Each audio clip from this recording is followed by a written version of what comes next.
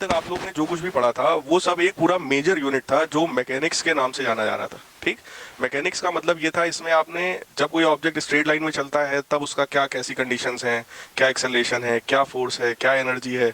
Circular motion में चलता है तो उसके बारे में आपने पढ़ा, रोटेशनल मोशन में होता है तो उसके बारे में आपने पढ़ा। कुल मिला के बॉडी के जितने टाइप के मोशंस हो सकते हैं उनके बारे में अभी तक आपने पढ़ा कि वो जब होगा तो उसमें क्या एनर्जी है, क्या एक्सेलरेशन है, क्या फोर्स है।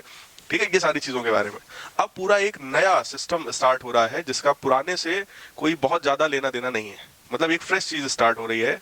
तो जिन बच्चों का अभी तक पिछला मान लो कुछ कम तैयार हो, कुछ कम समझ में आया हो, या आप एब्सेंट रहे हो, फिर से अब आपके पास एक चांस है कि रिमेनिंग हाफ सिलेबस को आप अच्छे से समझ सकते हैं, क्योंकि इसका पुराने से कोई बहुत ज्यादा लेना देना नहीं है। अभी तक जब हम लोग पढ़ते थे तो एक एक क्लास में बेटा हार्डली 2-3 टॉपिक हो पाते थे, क्योंकि वो चीजें काफी टफ थी समझने के लिए। अब जब आप पढ़ेंगे तो आप खुद देखेंगे कि हार्डली मुझे लगता है 2 क्लास में एक चैप्टर आपका फिनिश होता जाएगा। बहुत छोटे छोटे चैप्टर्स हैं, 2-2, 4-4, 5-5 टॉपिक्स हैं एक एक चैप्टर्स में। ठीक, तो ये बहुत छोटे छोटे चैप्टर्स हैं, इसमें सिलेबस आपका बहुत तेजी से कवर होता है, समझ रहे हैं। तो अब आपका सबसे पहला इसमें चैप्टर है मैकेनिकल प्रॉपर्टीज ऑफ सॉलिड्स। तो हेडिंग डाल लीजिए, यूनिट का नाम mechanical properties of solids. Mechanical properties of solids. देखो इस टाइप के 2 चैप्टर्स हैं। पहले चैप्टर में हम लोग सॉलिड की मैकेनिकल प्रॉपर्टीज को पढ़ेंगे और दूसरे चैप्टर में हम लोग लिक्विड और गैसेस यानी फ्लूइड्स जिनको बोलते हैं फ्लूइड्स के बारे में पढ़ेंगे। ठीक, तो ये जो सबसे पहला चैप्टर है इसमें इसका नाम है इलास्टिसिटी। कुछ बुक्स में इलास्टिसिटी लिखा है, कुछ बुक्स में जो मैंने आपको लिखाया है वो लिखा है। ठीक, तो यही है मैकेनिकल प्रॉपर्टीज ऑफ सॉलिड्स। देखो कोई भी जो सॉलिड है उस सॉलिड को हम लोग कुछ पर्टिकुलर कैटेगरी में डिवाइड कर सकते हैं। जैसे सॉलिड को हम लोग इलास्टिक बॉडी, प्लास्टिक बॉडी और रिजिड बॉडी, इस 3 टाइप के कैटेगरी में रख सकते हैं। किसी भी सॉलिड बॉडी को कितनी कैटेगरी में रख सकते हैं? 3। सबसे पहला क्या है? इलास्टिक, दूसरा प्लास्टिक और तीसरा रिजिड बॉडी। इलास्टिक बॉडी वो होती है जिस पर आपने कोई फोर्स लगाया, बॉडी डिफॉर्म हुई, जैसे rubber band for example. Rubber band है, आपने फोर्स लगाया, खींचा तो बॉडी खींचती जा रही है।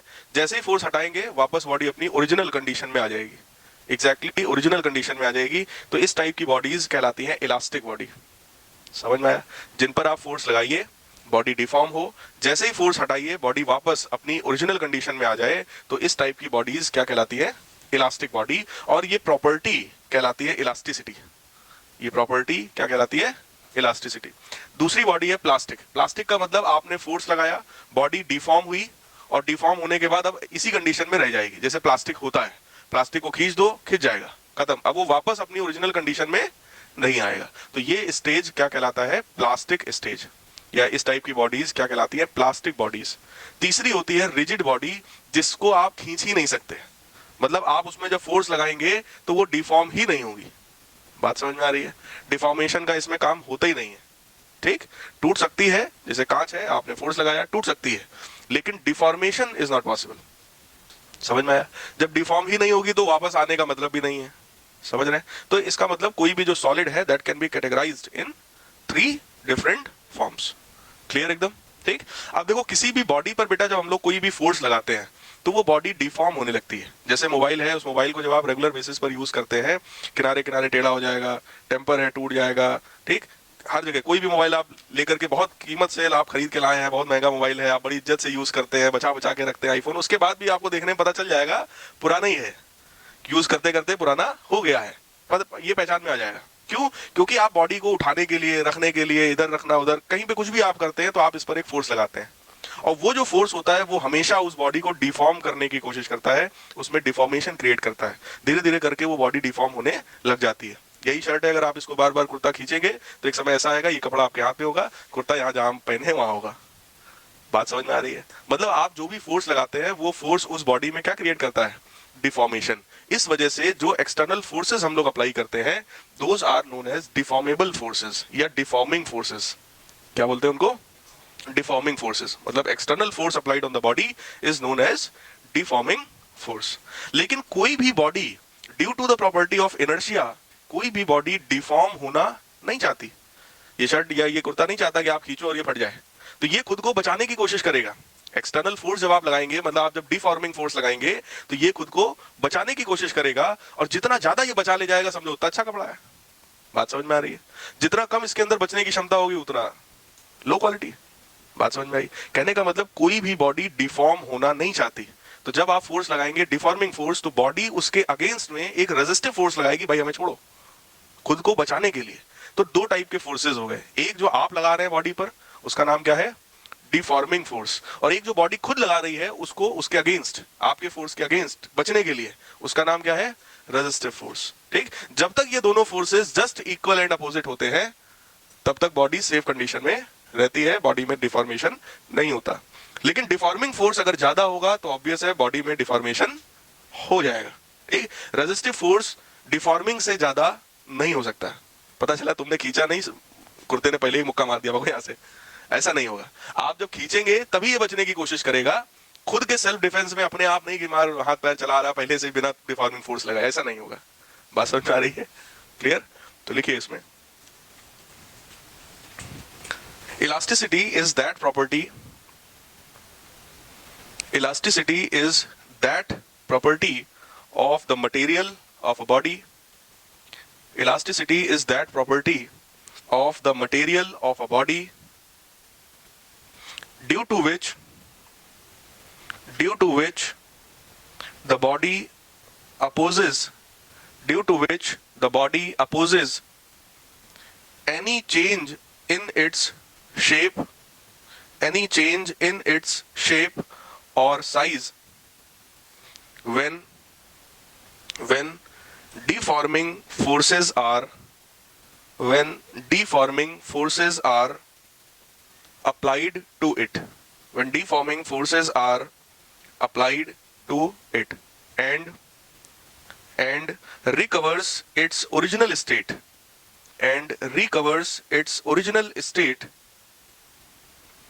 as soon as the deforming forces are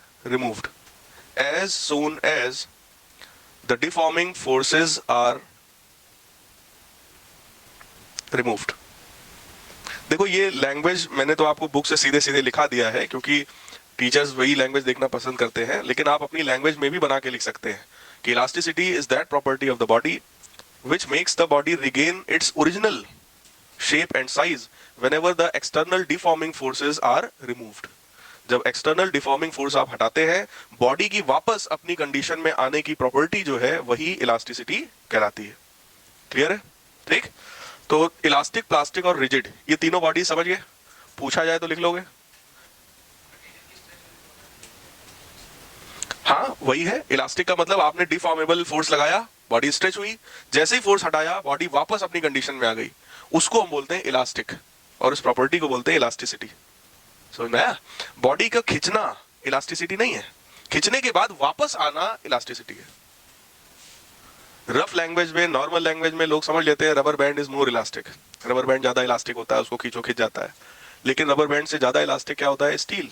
ये आपके है सिलेबस में, अभी हम लोग बात करेंगे उसके बारे में। स्टील इज मोर इलास्टिक, क्योंकि इलास्टिसिटी खिंचना नहीं है, खिंचने के बाद वापस लौट कर आना, ये इलास्टिसिटी है। बात समझ में आई? अभी मैं बताऊंगा आपको। फिलहाल 3 टाइप की बॉडीज हो गई, सिर्फ हेडिंग डाल लीजिए, elastic, plastic and rigid bodies.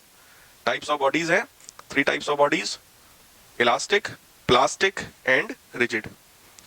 तो इसको लिख पाएंगे कि नहीं लिख पाएंगे आप लोग? लिख लेंगे? नेक्स्ट हेडिंग डालिए बेटा, limit of elasticity. Limit of elasticity. Limit of elasticity का मतलब यह है, जैसे फॉर एग्जाम्पल अगर मैं एक रबर बैंड के थ्रू आपको समझाने की कोशिश करूं, रबर बैंड को आप ऐसे खींचिए, छोड़िए, एग्जैक्ट वापस आएगा, ये नेचर क्या है? इलास्टिसिटी। थोड़ा और खींचिए, वापस छोड़िए, फिर से पूरा वापस आएगा, इलास्टिसिटी। थोड़ा और खींचिए, फिर छोड़िए, वापस आएगा, लेकिन अब लेंथ पहले से बढ़ चुकी है, इसीलिए रबर बैंड यूज करते करते वो थोड़ा ढीला हो जाता है। ठीक, लेंथ उसकी बढ़ने लगती है। तो ये क्या है? ये एक पर्टिकुलर लिमिट रही होगी ना, कि इसके बाद अगर खींचोगे बॉडी को और फिर छोड़ोगे तो बॉडी वापस तो आएगी, लेकिन एग्जैक्ट अपने शेप में वापस नहीं आएगी। उसको हम बोलते हैं limit of elasticity.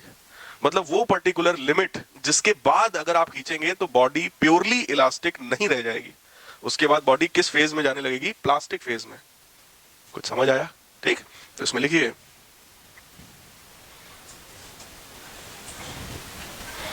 Elastic bodies recover their original state. Elastic bodies recover their original state when the deforming forces are removed. When the deforming forces are removed. But they show this property up to a certain value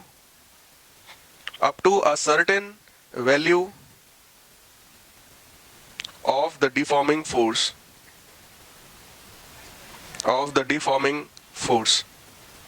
which is known as limit of elasticity.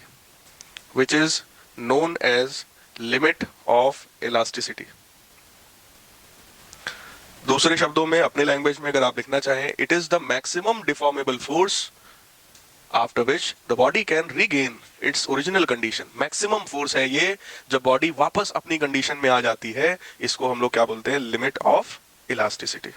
जैसे कोई body है, मैं समझाने के लिए आपको बता दे रहा हूं, जैसे कोई ये बॉडी है, इस पे आपने 10 न्यूटन का फोर्स लगाया. इस टाइप का फोर्स बेटा क्या करेगा? इसकी लेंथ को बढ़ाने की कोशिश करेगा. ठीक है, ऐसे फोर्सेस को हम लोग टेंसाइल फोर्स बोलते हैं. क्या बोलते हैं? Tensile forces. मतलब जो उसको लेंथ को बढ़ाने की कोशिश करे, they are tensile forces. Just opposite लगा दोगे, उसकी लेंथ को घटाने की कोशिश करेगा, इसको हम लोग बोलते हैं कंप्रेसिव फोर्सेस. 10 न्यूटन के इस टाइप के अगर फोर्स लगा दे तो इसका नाम क्या है? Compressive force. ठीक है, टेंसाइल फोर्स, कंप्रेसिव फोर्स. देखो ये बॉडी है, 10 न्यूटन तुमने लगाया, खींची, वापस आ गई, तो ये अभी इलास्टिक रेंज में है. 15 न्यूटन लगाया, वापस आया, अभी भी इलास्टिक रेंज में है. पता चला 20 न्यूटन जब आपने लगाया तो बॉडी वापस आई, लेकिन पहले से उसकी लेंथ कुछ बढ़ गई, तो अब ये इलास्टिक रेंज में नहीं है. इसका मतलब 20 Newton is not the limit of elasticity. तो 20 से थोड़ा कम करो, पता चला 19 न्यूटन किया, 19 पे भी वापस आई, लेकिन 1 mm लेंथ बढ़ चुकी थी. तो सोचा यार थोड़ा और कम करो, 18 न्यूटन पे आओ. 18 न्यूटन पे जब चेक किया तो पता चला हाँ भाई ये वो कंडीशन है कि 18 न्यूटन फोर्स लगाओगे तो बॉडी एग्जैक्ट अपनी कंडीशन में वापस आ जाएगी. लेकिन 18 से 18.1 न्यूटन भी होगा तो बॉडी में थोड़ा सा डिफॉर्मेशन हो जाएगा. तो लिमिट ऑफ इलास्टिसिटी किसको बोलेंगे? 18 को. It is the maximum deformable force applied on the body. लिखना चाहो लिख लो सब लोग, चलो लिख लो. It is the maximum deforming force. It is the maximum deforming force up to which a body retains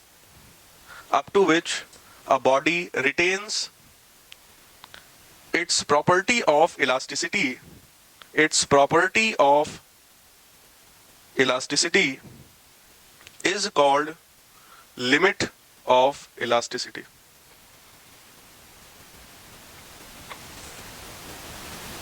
समझ में आया? क्लियर? हाँ बेटा. हाँ नहीं होगी. अगर रिजिड बॉडी है तो फिर ये खींची जाएगी नहीं भाई. समझ रहे हैं? रिजिड बॉडी जैसे दीवार पे फोर्स लगा के सोचो खींच ले, नॉट पॉसिबल. खींचेगा ही नहीं, टूट जाएगा. ब्रिटलनेस हो सकती है लेकिन उसमें खिंचाव नहीं आएगा कभी भी, या कंप्रेशन नहीं आएगा कभी भी. बात समझ में? तो ये क्या है? ये रिजिड बॉडी है. लकड़ी क्या है? रिजिड बॉडी है. लेकिन लोहा कैसी बॉडी है? इलास्टिक बॉडी है. कुछ इलास्टिक नेचर होगा, कुछ प्लास्टिक नेचर होगा, लेकिन वो रिजिड नहीं है, क्योंकि लोहे को खींचोगे तो खींच सकता है. ताकत होनी चाहिए, खींच सकता है. समझ आ रहा भाई? कोशिश करना आज. नेक्स्ट हेडिंग है स्ट्रेस.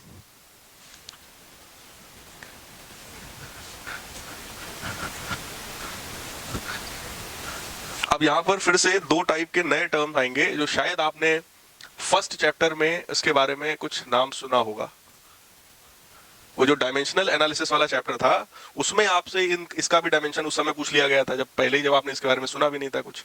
ठीक, लेकिन अब अगर आपको फॉर्मूला आज पता चल जाएगा, स्ट्रेस के बारे में आपको पता चल जाएगा, तब तो सोचो डायमेंशन निकाल ही सकते हैं. वो तो बहुत सिंपल सी चीज है. ठीक है, तो देखो स्ट्रेस क्या होता है. अब बॉडी पर आपने एक डिफॉर्मिंग फोर्स लगाया, बॉडी डिफॉर्म हुई जा रही है, इसी बात का उसको स्ट्रेस है. स्ट्रेस नॉर्मल लैंग्वेज में हम लोग क्या समझते हैं? यार मेरे ऊपर बड़ा प्रेशर है, बड़ा स्ट्रेस है, आजकल मैं बड़ा स्ट्रेस में हूं. तो वो स्ट्रेस क्या है? प्रेशर को आप स्ट्रेस समझते हैं, समझ रहे हैं? ये वो एकदम फुल एंट्री है। नालायक, इतना देर से आते हो, बैठो जल्दी। स्ट्रेस, स्ट्रेस का मतलब बॉडी पर आपने बेटे डिफॉर्मिंग फोर्स लगाया। ध्यान से सुनिए सब लोग, बॉडी पर आपने डिफॉर्मिंग फोर्स लगाया, बॉडी डिफॉर्म होना नहीं चाहती है बट उसके बावजूद डिफॉर्म हुई जा रही है, इसी बात का बॉडी में स्ट्रेस है। तो स्ट्रेस क्या होता है? वो deforming force divided by area of the surface area of the body is known as stress. तो स्ट्रेस का सिंपल मतलब क्या हो गया?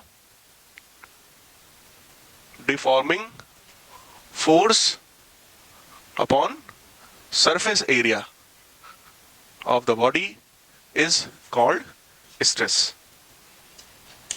सरफेस एरिया जहां पर आप इस टाइप का फोर्स लगा रहे हैं, जैसे मान लो ये बॉडी है, ठीक, इस बॉडी का इतना रेक्टेंगुलर पोर्शन कंसीडर करिए, इतने रेक्टेंगुलर पोर्शन पर मैं लगातार एक ऐसा फोर्स लगा रहा हूं इसको खींचने के लिए, हर पॉइंट पर इसके, ठीक। तो ये जो फोर्स है ये बॉडी को खींचने की कोशिश करेगा, बॉडी डिफॉर्म होगी।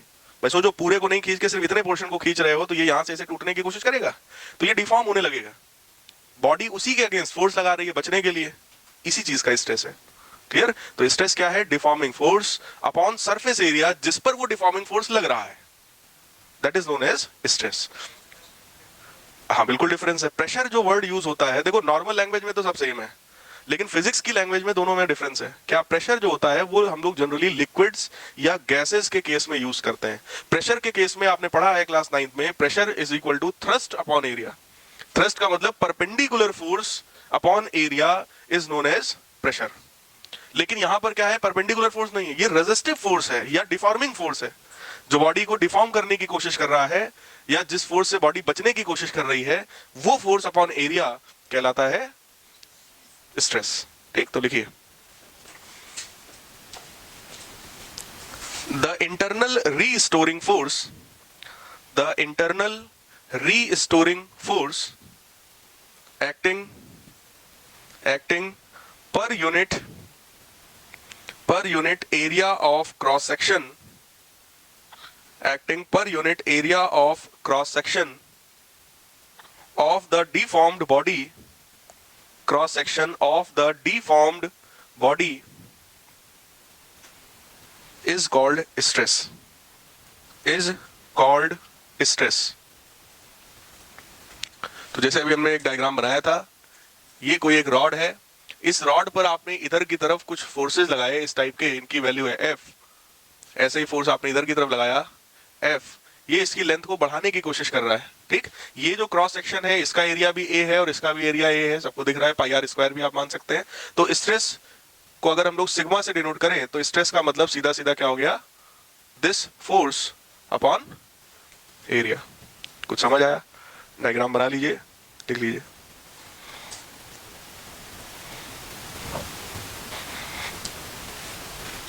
यूनिट क्या होगा इसका? न्यूटन पर मीटर स्क्वायर।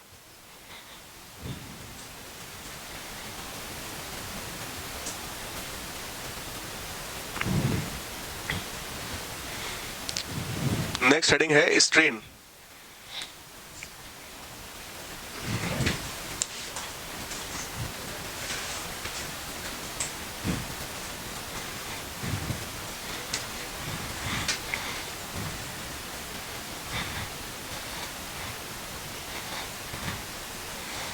अगली चीज क्या है? स्ट्रेन। ठीक, नेक्स्ट हेडिंग डाल लीजिए स्ट्रेन। बॉडी पर आपने डिफॉर्मिंग फोर्स लगाया, बॉडी डिफॉर्म होना चाह रही है, मतलब बॉडी डिफॉर्म हो रही है लेकिन डिफॉर्म होना नहीं चाह रही है, उसी के अगेंस्ट उसने कौन सा फोर्स लगाया? रेजिस्टिव फोर्स लगाया बचने के लिए। ठीक, तो वही रेजिस्टिव फोर्स अपॉन एरिया या डिफॉर्मिंग फोर्स अपॉन एरिया, इसी को क्या बोलते हैं? स्ट्रेस। लेकिन इस स्ट्रेस के बावजूद हो सकता है बॉडी डिफॉर्म हो जाए। भाई बॉडी बचने की कोशिश कर रही है लेकिन बच जाएगी या नहीं बच जाएगी ये तो डिपेंड करता है कि हम कितना फोर्स लगा रहे हैं। हो सकता है एक्सटर्नल फोर्स बहुत ज्यादा हो, बॉडी की कैपेसिटी के बाहर हो, तब उस कंडीशन में क्या होगा? Body will be deformed. बात समझ में आया? तो कहने का मतलब अगर बॉडी में कुछ डिफॉर्मेशन हो रहा है, so change in the shape of the body divided by original shape. Shape कहने का मतलब उसकी लेंथ में चेंज, उसके ब्रेथ में चेंज, उसके हाइट में चेंज, उसके डायमीटर में चेंज, उसके एरिया में चेंज, उसके वॉल्यूम में चेंज, कोई भी चेंज हो सकता है। लेंथ में अगर लेंथ के बेसिस पे हम लिख रहे हैं, so this can be written as delta L upon L, change in length upon original length. Area के लिए लिख रहे हैं तो change in area delta A upon A, original area. Volume के लिए डेल्टा V अपॉन V।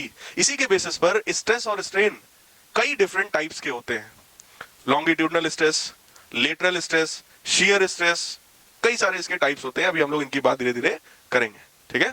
फिलहाल strain में लिखिए the change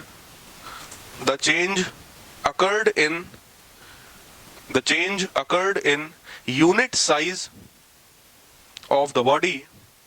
The change occurred in unit size of the body is called strain. ठीक है, फॉर्मूला लिख लीजिए, strain is equal to change in shape upon original shape.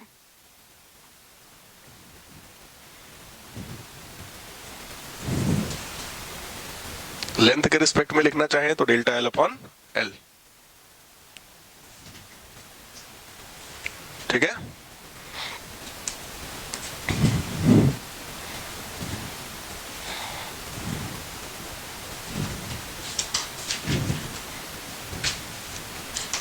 देखो, स्ट्रेस और strain दोनों के मैं टाइप्स के बारे में आपको बता रहा हूं, हालांकि वो बुक में नहीं लिखा हुआ है, लेकिन इसके टाइप्स को हम लोग अगर देखें तो बेसिक 4 टाइप है।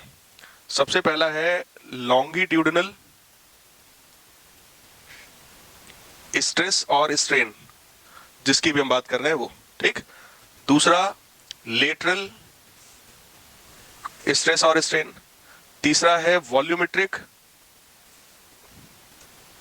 स्ट्रेस और स्ट्रेन। चौथा है शियर स्ट्रेस और स्ट्रेन, ठीक। अगर स्ट्रेस के बारे में हम बात कर रहे हैं तो आप स्ट्रेस लिख देंगे वर्ड, स्ट्रेन के बारे में बात करें तो स्ट्रेन। चारों का सेंस क्या है वो समझिए।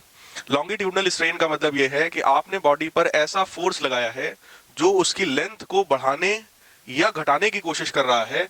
इसका मतलब इस स्ट्रेन की वैल्यू क्या होगी, डेल्टा एल अपॉन, बात समझ में आया। अगर ऐसा फोर्स है जो लेंथ पर काम कर रहा है, लेंथ को बढ़ा रहा है या लेंथ को घटा रहा है, तो ये क्या कहलाएगा, लॉन्गिट्यूडनल स्ट्रेन। समझ आ रहा है, ठीक। ऐसे फोर्सेस कौन कौन से होते हैं, जो लेंथ को बढ़ाएगा वो फोर्स कौन सा, टेंसाइल। जो लेंथ को घटाएगा वो कंप्रेसिव। लेटरल स्ट्रेन का मतलब हो गया बेटा ब्रेथ या हाइट के लिए, तो change in breadth upon original breadth, और change in height upon original height, और change in diameter upon original diameter. जैसे अगर हम किसी इस सिलेंडर की बात करें, लेंथ अगर बढ़ रहा है तो ये लॉन्गिट्यूडनल स्ट्रेन है, ठीक। लेकिन अगर ये एरिया घट रहा है या ये एरिया बढ़ रहा है तो ये किस चीज का काम है, लेटरल है, क्योंकि डायमीटर बढ़ेगा या घटेगा ना इसका, ये तो सर्किल है एक टाइप का, तो इसका डायमीटर बढ़ेगा या घटेगा, ठीक। तो ये क्या हो गया, लेटरल स्ट्रेन। कुछ समझ आ रहा है। तीसरा कौन सा है, वॉल्यूमेट्रिक, तो आप समझ गए होंगे, change in volume upon original volume, so this is delta V upon V. और ये क्या है, शियर। शियर का मतलब होता है थीटा। थीटा का मतलब क्या, कि जैसे अगर कोई बॉडी ऐसी थी, आपने इस बॉडी पर ऊपर की तरफ ऐसा टेंजेंशियल फोर्स लगाया। फोर्स कैसा लगाया है, बॉडी की सरफेस पर टेंजेंशियल, और इस टाइप का जो टेंजेंशियल फोर्स होता है वो बॉडी को ऐसा टेढ़ा कर देगा। बोलो यार, तो बॉडी को कितना एंगल घुमा देगा, थीटा एंगल घुमा देगा। तो ये थीटा कहलाता है शियर, शियर स्ट्रेन। कुछ समझ में आया, ठीक। तो टेंजेंशियल फोर्स बॉडी पे अगर हम लगाएंगे तो वो टेंजेंशियल फोर्स क्या करेगा, बॉडी को इंक्लाइंड कराएगा थीटा एंगल पर, तो यही थीटा कहलाता है शियर स्ट्रेन। Any doubt? तो इसको एक जगह इसी तरीके से लिख लीजिए कॉपी पर, ही स्ट्रेन के बेसिक टाइप्स हैं।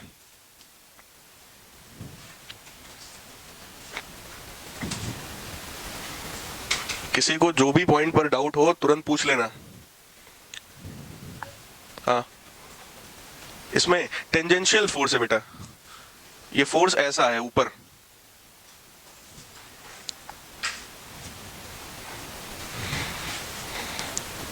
समझ पा रहे हो? टेंजेंशियल फोर्स समझ पा रहे हो क्या है?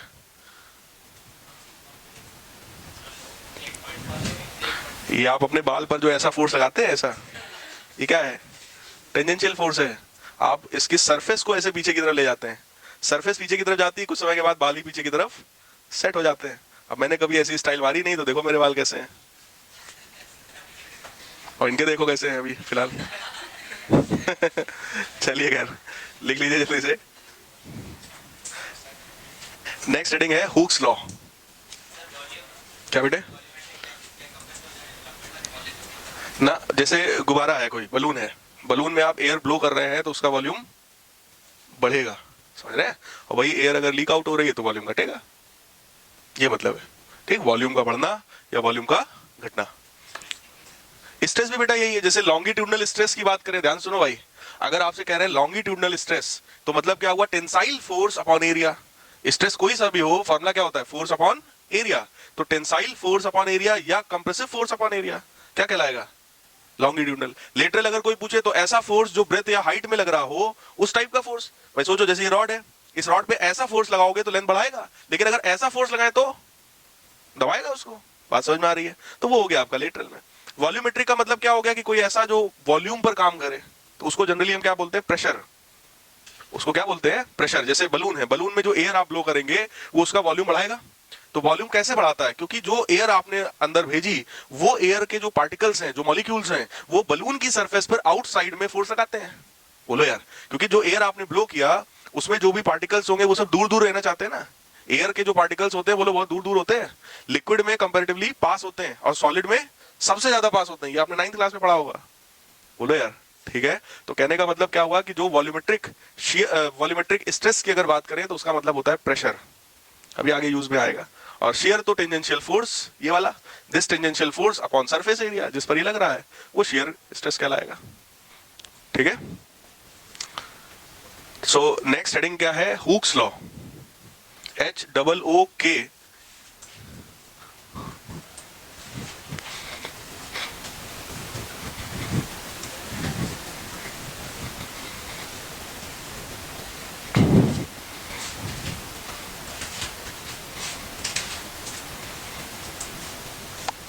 Hooke's law.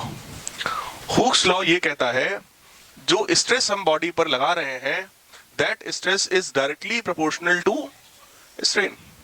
Stress applied on the body is directly proportional to the strain under elastic limit. Elastic limit के अंदर stress strain के proportional होगा, ठीक। प्रोपोर्शनलिटी का साइन हटेगा तो इसकी जगह पर एक कांस्टेंट आएगा, so stress is equal to, वो कांस्टेंट है E टाइम्स स्ट्रेन, जहां पर ये E कहलाता है कोफिशिएंट ऑफ इलास्टिसिटी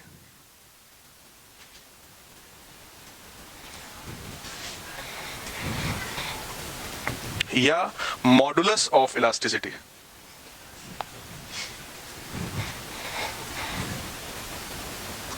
तो कॉन्सेप्ट क्या है आपके पास, हुक्स लॉ क्या है, the stress applied on the body is directly proportional to the strain under elastic limit, मतलब लिमिट ऑफ इलास्टिसिटी जो भी पढ़ाई थी, उस लिमिट ऑफ इलास्टिसिटी के अंदर अगर बॉडी है तो स्ट्रेस स्ट्रेन के डायरेक्टली प्रोपोर्शनल होगा।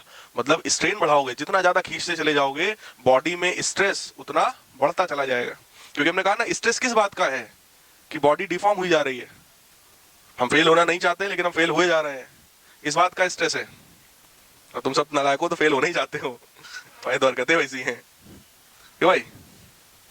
तो कहने का मतलब स्ट्रेस जो है that is proportional to strain, proportionality sign हटाइए तो कांस्टेंट आया E, so stress is equal to E times strain. तो लिखिए, if strain is small, if strain is small, comma, then the stress is proportional to strain. The stress is proportional to strain.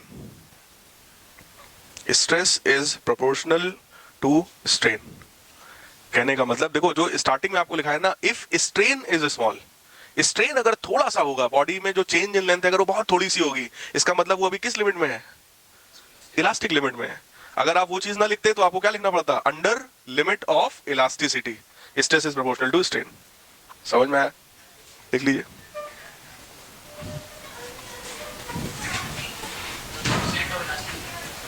क्या बेटा, देखो यहां पर जब भी किसी भी लॉ में प्रोपोर्शनलिटी का साइन हटता है तो एक कांस्टेंट आता है, ये उसी टाइप का एक कांस्टेंट है, ठीक। इस कांस्टेंट का अगर मतलब जानना है तो यही इसी फॉर्मूले से मतलब भी आएगा कि कोफिशिएंट ऑफ इलास्टिसिटी या मॉडुलस ऑफ इलास्टिसिटी का मतलब क्या है, ratio of stress to strain. तो स्ट्रेस अपॉन स्ट्रेन, इसी को क्या बोलते हैं हम लोग, मॉडुलस ऑफ इलास्टिसिटी। तो नेक्स्ट हेडिंग वही डालिए, मॉडुलस ऑफ इलास्टिसिटी। उसमें लिखिए, the ratio of the ratio of stress to the strain, the ratio of stress to the strain is constant for a particular material, is constant for particular material, comma, known as modulus of elasticity, known as modulus of elasticity. ठीक है, modulus of elasticity के basic 3 types हैं. किसके basis पर? जैसे अभी strain के हमने 4 टाइप्स बताए, उसी के करस्पॉन्डिंग स्ट्रेस के भी कितने टाइप्स हैं? 4. उन्हीं के करस्पॉन्डिंग यहां इसके 3 टाइप्स हैं. 3 क्यों है वो समझिए. जो लॉन्गिट्यूडनल स्ट्रेस है या लेटरल स्ट्रेस है, दोनों में काम एक ही टाइप का है. किसी टाइप की लेंथ को बढ़ाना है या घटाना है. बोलो, लेंथ, अगर लेंथ बढ़ रही है घट रही है तो टेंसाइल या कंप्रेसिव फोर्स रहा होगा. लेकिन अगर ब्रेथ उसकी बढ़ रही है या घट रही है, हाइट बढ़ रही है या घट रही है, डायमीटर बढ़ रहा है या घट रहा है, तो डायमीटर हो, ब्रेथ हो, हाइट हो, है तो ये सब भी लेंथ ही है ना, एक टाइप की. बात समझ में आ रहा है? तो अगर हम लोग किसी सॉलिड की बात करते हैं, उसकी लेंथ या इन सब चीजों की हम बात कर रहे हैं, ब्रेथ, हाइट, डायमीटर, तो उसके लिए जो मॉडुलस होता है that is known as Young's modulus. तो कोई आपसे पूछे यंग्स मॉडुलस का फॉर्मूला क्या है, तो क्या बताओगे? कोई भी मॉडुलस क्या होता है? Stress upon strain. तो यंग्स मॉडुलस क्या है? Longitudinal stress upon longitudinal strain. समझ में आ रहा है? या फिर lateral stress upon lateral strain. दोनों का मतलब क्या है? Young's modulus. समझ में आ रहा है? अगला क्या है? Bulk modulus. बल्क मॉडुलस को बी से डिनोट करेंगे. बल्क मॉडुलस का मतलब जब काम वॉल्यूम पर हो रहा हो, मतलब volumetric stress upon volumetric strain. तो volumetric stress upon volumetric strain is known as bulk modulus. और आखिरी है modulus of rigidity. Modulus of rigidity, तो इसको जी से डिनोट कर देते हैं. That is equal to shear stress upon shear strain. तो सीधी सी बात है, कोई सा भी अगर इलास्टिसिटी का मॉडुलस है तो उसका सिंपल सा मतलब क्या है? Stress upon strain. देखो, अभी तक इस चैप्टर में मैं जो कुछ भी बताया हूं सबको जल्दी जल्दी बता रहा हूं आपको सबसे पहले हमने बॉडी के टाइप्स के बारे में बताया. इलास्टिक बॉडी, प्लास्टिक बॉडी और रिजिड बॉडी. इलास्टिक वो जिसपे फोर्स लगाओ डिफॉर्म हो, जैसे ही फोर्स हटाओ वापस आ जाए. प्लास्टिक वो जिसपे फोर्स लगाओ डिफॉर्म हो जाए और अब वो वापस नहीं आएगी, तो प्लास्टिक है. रिजिड वो जिसपे फोर्स लगाओ और वो डिफॉर्म ही ना हो, तो वो क्या है? Rigid body. क्लियर? स्ट्रेस और स्ट्रेन के बारे में बताया कि जो डिफॉर्मेबल फोर्स लगाते हैं डिवाइडेड बाई एरिया, इसको बोलते हैं stress. Change in shape upon original shape कहलाता है स्ट्रेन. 4 टाइप थे, लॉन्गिट्यूडनल, लेटरल, वॉल्यूमेट्रिक और शेयर. उसी के करस्पॉन्डिंग यहां पर 4 टाइप के ये इलास्टिसिटी मॉडुलस भी आ गए. तो इलास्टिसिटी मॉडुलस कितने टाइप के हो गए? 3. क्योंकि जो पहला 2 था, लॉन्गिट्यूडनल और लेटरल, उन सबको इसमें यंग में ही कंसीडर कर लिया गया. ठीक. फिर बल्क मॉडुलस की बात किया तो वॉल्यूम पे आ गए, volumetric stress upon volumetric strain. और शेयर की जब बात करेंगे तो मॉडुलस ऑफ रिजिडिटी. तो लिख डालिए. अब अगर आपसे लैंग्वेज में कोई पूछता है व्हाट इज बल्क मॉडुलस, बता पाएंगे? The ratio of is known as bulk modulus. Clear? तो इस तरीके से आप डेफिनेशन बना करके लिख सकते हैं. नेक्स्ट हेडिंग,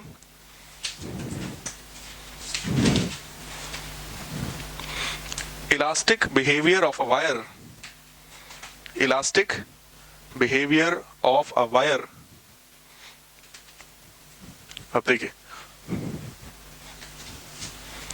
और हेडिंग में लिख लीजिए आगे, और stress strain curve. Stress strain curve मतलब हम लोग एक ग्राफ बनाने जा रहे हैं. किसके किसके बीच का? स्ट्रेस और स्ट्रेन के बीच का. वाई एक्सिस पर हम लोग स्ट्रेन को रखते हैं और एक्स एक्सिस पर हम लोग स्ट्रेस को रखते हैं. उल्टा हो गया. वाई एक्सिस पर स्ट्रेस को और एक्स एक्सिस पर स्ट्रेन को. ठीक है, तो यहां पर स्ट्रेन को रखिए, इधर स्ट्रेस को.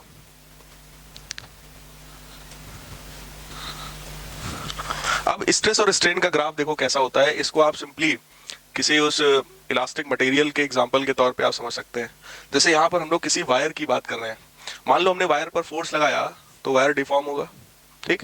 जैसे ही फोर्स हटाओगे वायर एग्जैक्ट अपनी कंडीशन में आ जाएगा। तो ये अभी किस लॉ को फॉलो कर रहा है, हुक्स लॉ को, मतलब under the limit of elasticity चल रहा है काम।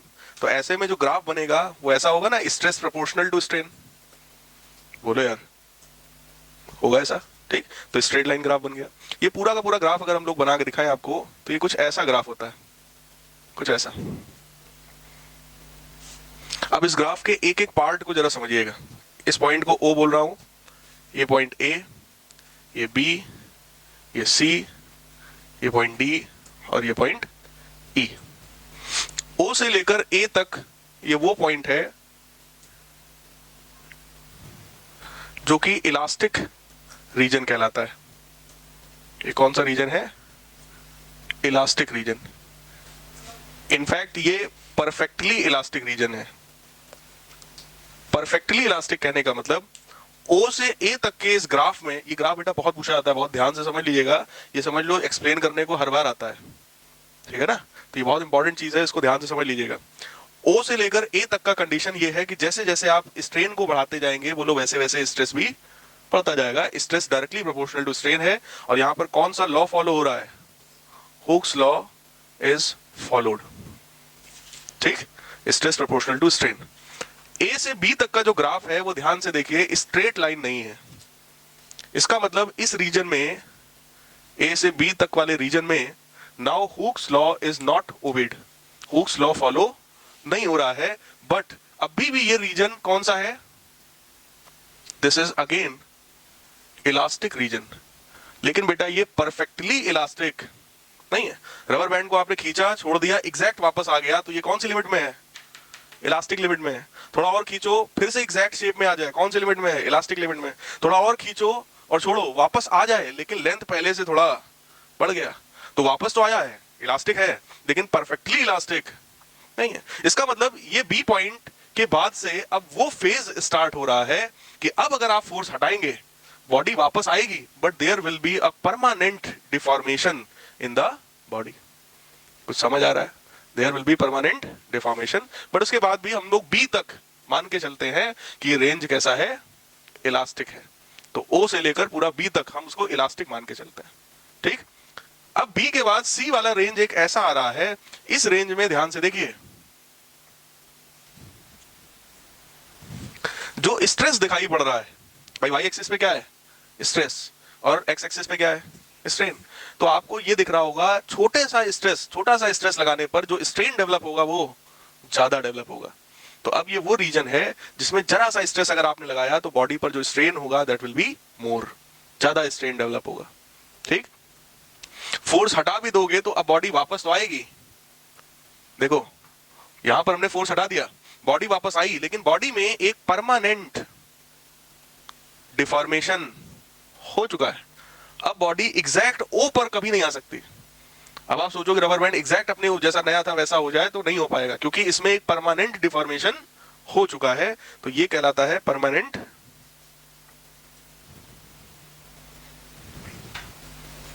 डिफॉर्मेशन। बात समझ में आई। इसके बाद सी से लेकर डी और ई तक का एक फेज फिर से आ रहा है, जिसमें आप फिर से ध्यान से देखिए, now again for a very small stress there is a huge strain. थोड़ा सा भी फोर्स लगाएंगे तो अब बॉडी में स्ट्रेन जो डेवलप होगा वो बहुत बहुत ज्यादा डेवलप होगा। डी पॉइंट, इसमें भी ये वो पॉइंट है जो मैक्सिमम स्ट्रेस है। चेक करो पूरे ग्राफ का सबसे टॉप मोस्ट पॉइंट कौन सा है, D. So it is the maximum stress which can be beard by the body. Body झेल सकती है इतना स्ट्रेस। इससे भी ज्यादा स्ट्रेस अगर आपने बढ़ाया तो अब बॉडी की कंडीशन ये है कि बॉडी इतना स्ट्रेस उसमें आ चुका है कि अब वो बॉडी फ्लो कर जाएगी, टूट जाएगी। जैसे लोहे की अगर हम बात करें तो फ्लो कर जाएगा, लिक्विड की तरह फ्लो करने लगेगा। देखो किसी भी लोहे को होता क्या है, इस चीज का काम ऐसा नहीं, रबर बैंड के थ्रू हमने आपको समझाया है क्योंकि इजीली समझ में आ जाता है, लेकिन इतना सब ये सब सिस्टम हम रबर बैंड के लिए नहीं पढ़ रहे हैं। ये हम पढ़ रहे हैं मैकेनिकल ब्रांच में या सिविल ब्रांच में, जो बच्चे अभी आगे जाके बीटेक वगैरह करेंगे, एमटेक करेंगे, बेसिकली मैकेनिकल में, तो उनको मशीन्स के साथ डील करना है।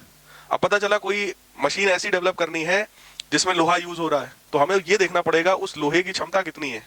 वो कितना कैपेसिटी है उसका। जैसे मान लो एक पुल बनाना है, सिंपल एग्जांपल दे रहा हूँ, उसमें लोहा यूज करते हैं आप, ठीक, उसके ऊपर आपने सड़क बनाई, अब सड़क पे जाम लग गया, हजारों गाड़ियां वहां खड़ी हैं, तो हजारों गाड़ियां अगर खड़ी हैं, लोग हैं, तो अच्छा खासा वेट हो गया। वो जो वेट है वो किधर की तरफ लगेगा, डाउनवर्ड। उस डाउनवर्ड फोर्स की वजह से कहीं ऐसा ना हो कि उस लोहे का जो नीचे पिलर्स लगे वो पिलर ही ऐसे दब जाए। भाई लोहे का पिलर है, क्या पिलर दब नहीं सकता ऐसा? आप YouTube पे देखिएगा, एक चैनल है, वो उसके पास सिर्फ एक मशीन है, वो मतलब एक कंप्रेसिंग मशीन है, 2000 टन उसकी कैपेसिटी है, देखा है, 2000 टन। उसके बाद एक ही मशीन है, वही मशीन ही चलाता वो। आप चैनल नहीं पता मुझे, चैनल का नाम क्या है, लेकिन उस मशीन पे देखो, वो उसमें कभी पेपर के ऐसे बंडल रख देगा, बंडल पे ऐसे कंप्रेसिंग कराएगा, कभी कोई खिलौना रख देगा, उसको कंप्रेसिंग कराएगा। मतलब वो कुल मिला के आपको ये दिखाने की कोशिश करता है कि आप यहाँ पर जब कोई 2000 टन का अगर आप इस पे फोर्स लगाएंगे तो क्या ये बॉडी उसको झेल पाएगी। ऑब्वियस है, पेपर रखोगे, खिलौना रखोगे, कोई छोटा मोटा लोहे का टुकड़ा रखोगे तो झेल तो नहीं पाएगा, 2000 टन बहुत होता है, ठीक, उसको झेल नहीं पाता। तो वो यही चीज देखता है कि कितना झेल पाता है, कितने टाइम तक, कितने सेकंड तक उसको झेल पाता है। बात समझ में आया? तो हमारा काम क्या है, हम कोई भी जो मटेरियल यूज करेंगे उस इंस्ट्रूमेंट में, उस मटेरियल की स्ट्रेंथ को चेक करेंगे, कितनी इलास्टिसिटी है, कितना खींच सकते हैं, कितना खींचने पर वो मटेरियल ब्रेक कर जाएगा, ये हमें पता करना होता है अगर उस पर्टिकुलर मशीन की स्ट्रेंथ को जानना है तो। बात समझ में आया? कुछ जा रहा है दिमाग में? तो कहने का मतलब क्या है, डी वो मैक्सिमम स्ट्रेस वाला पॉइंट है, इससे ज्यादा स्ट्रेस आपने बॉडी में लगाया तो अब वो बॉडी फ्लो करने की स्टेट पे आएगी, तो उसको हम बोलते हैं ब्रेकिंग स्ट्रेस। क्लियर? ग्राफ बनाइए।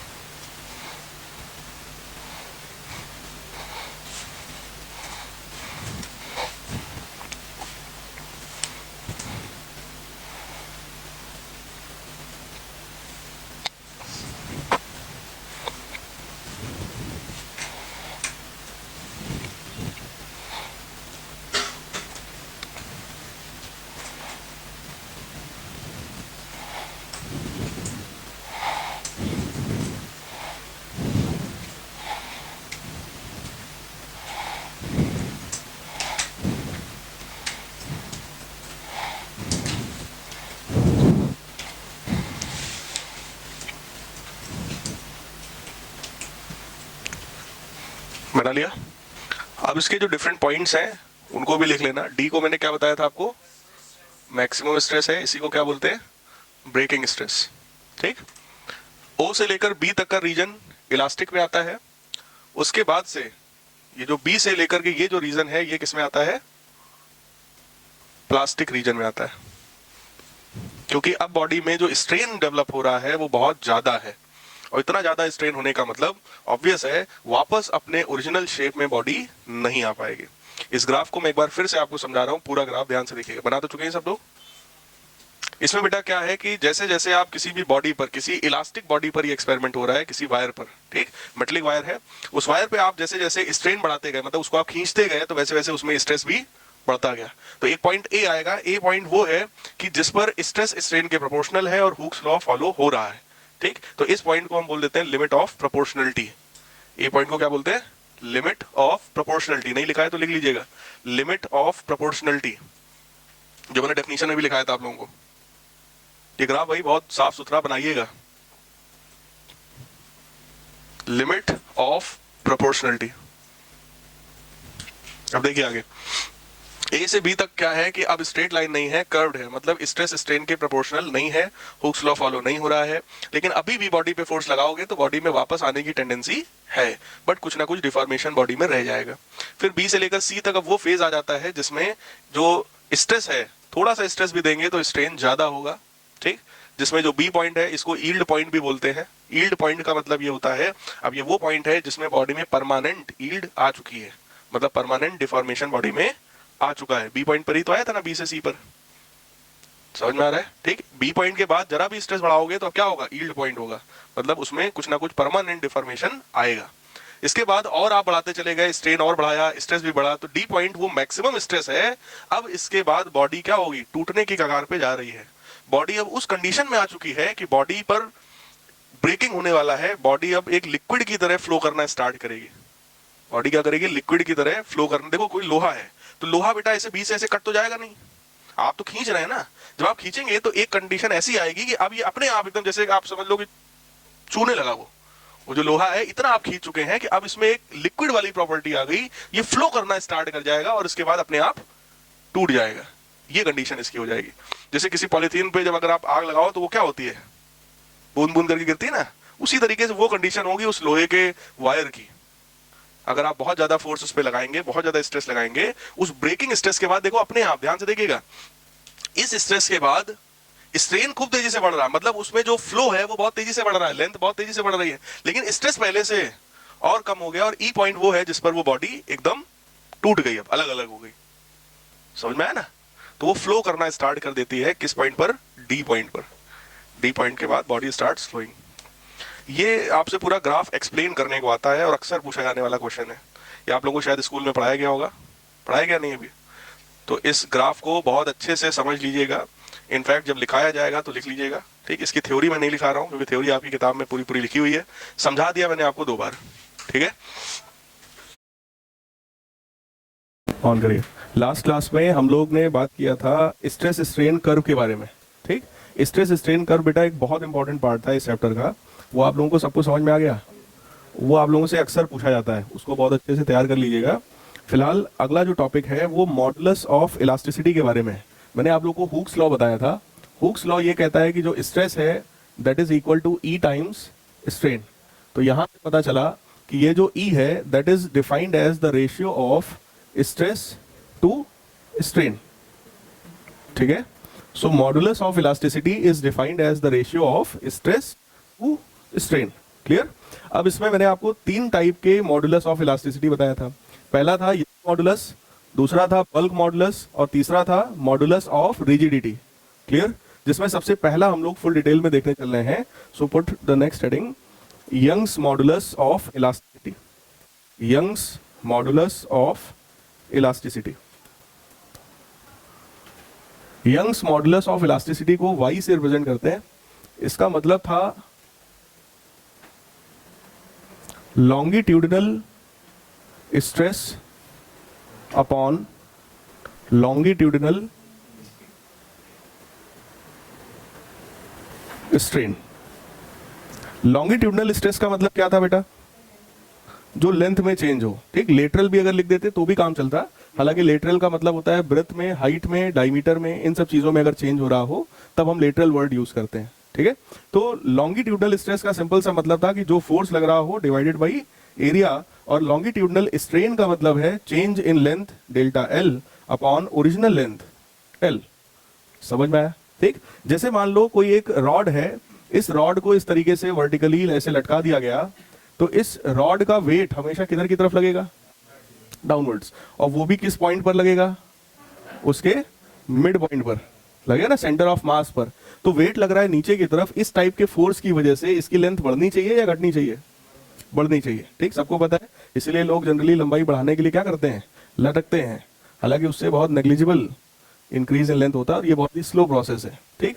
फिलहाल यहाँ पर आपने अगर इस रॉड को ऐसे लटका रखा है, वेट नीचे लग रहा है, सो वी हैव कंसीडर्ड कि इसकी लेंथ में जो इंक्रीमेंट हुआ, लेट अस सपोज कितना हुआ? डेल्टा एल, और इसकी ओरिजिनल लेंथ कितनी थी? एल। बात समझ में आया? तो फोर्स कितना है? mg। एरिया किस पर लग रहा है वो फोर्स? किस एरिया पर? इस एरिया पर। भाई अगर ये सिलेंड्रिकल रॉड है तो एरिया कौन सा होगा? क्रॉस सेक्शनल एरिया, जिसकी वैल्यू कितनी है? Pi r square divided by increase in length divided by original length. कुछ समझ में आया? ठीक। तो ये एक इसका फॉर्मूला बन गया कि भाई यंग्स मॉडुलस जो है that is mg into length of the rod increase in length into pi r square. Clear? तो इसमें लिखिए एरिया क्रॉस सेक्शन का मतलब बेटा, जैसे ये रॉड है, ये रॉड जो है वो एक टाइप का सिलेंडर है। सिलेंडर में 2 टाइप के एरिया होते हैं। पहला एरिया ये वाला, इसको क्या बोलते हैं हम लोग? Cross sectional area, pi r square. और एक एरिया ये होता है, इसको क्या बोलते हैं? कर्व्ड सरफेस एरिया या लेटरल एरिया। बात समझ में आ रहा है? ये जो कर्व्ड सरफेस एरिया है इसकी वैल्यू कितनी होती है? 2 पाई आर एल या 2 पाई आर एच, स्क्वायर नहीं, 2 पाई आर एच, ठीक। जबकि ये एरिया कितना है? Pi r square. जब किसी भी सिलेंडर का टोटल सरफेस एरिया निकाला जाता है, ये सब आप पढ़ चुके हैं आप लोग, तो उसको दोनों को ऐड कर देते हैं। बात समझ में आ रहा है? ठीक। तो हम लोग फिलहाल किस एरिया की बात कर रहे हैं? अगर वेट लगेगा तो इस पे लगेगा या इस पे लगेगा? इस पर या इस पर? ऑब्वियस है, क्रॉस सेक्शन पर, इसलिए हमने एरिया क्या रखा? पाई आर स्क्वायर। ठीक है, तो इसमें लिखिए within the elastic limit, within the elastic limit, comma, the ratio of longitudinal stress, the ratio of longitudinal stress to the corresponding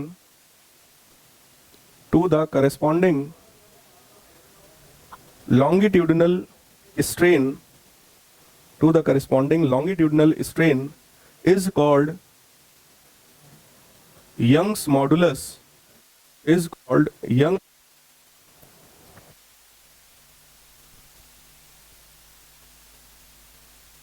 material of, ठीक है, ये फॉर्मूला लिख लीजिए।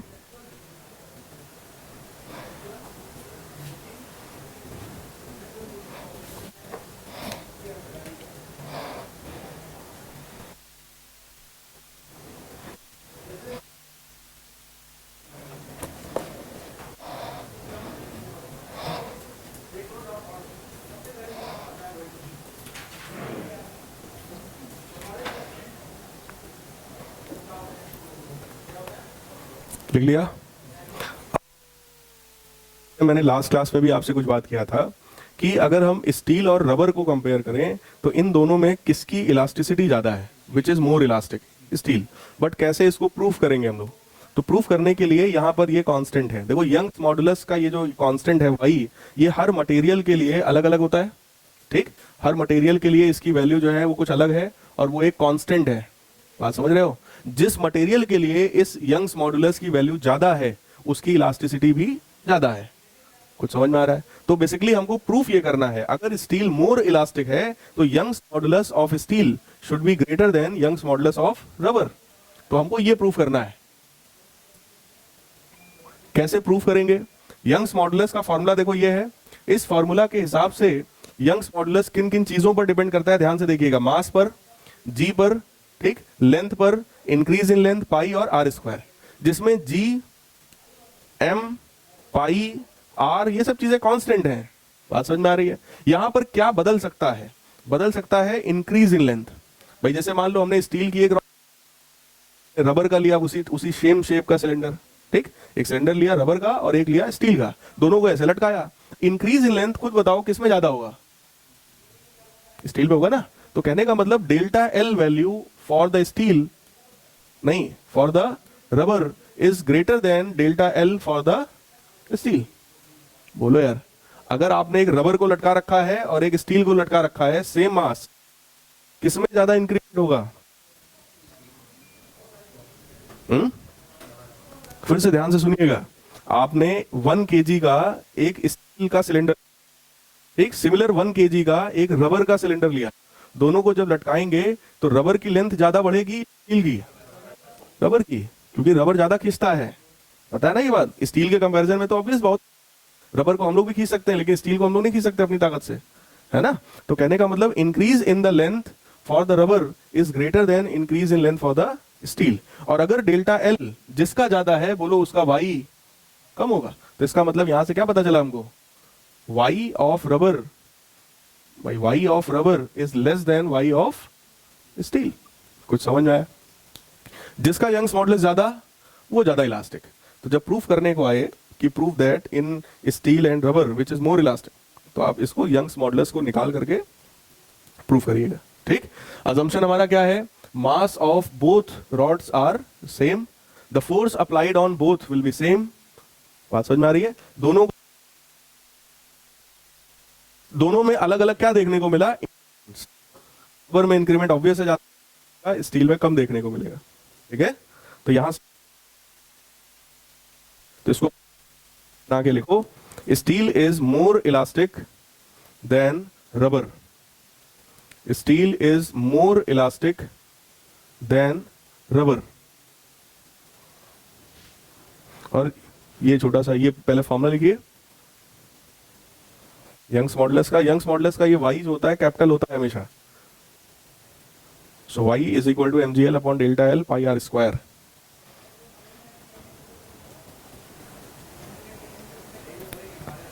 जब ये लिख जाए तो फिर ये दोनों लाइन लिख लीजिए, पहले ये फिर ये।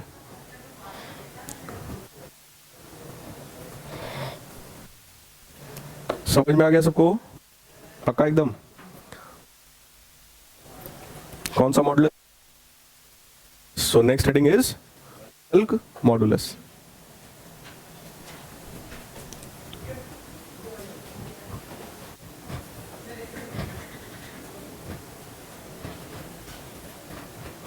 बल्क मॉडुलस का मतलब क्या होता है? It is defined as volumetric stress upon volumetric strain. Volumetric stress का मतलब क्या होता है?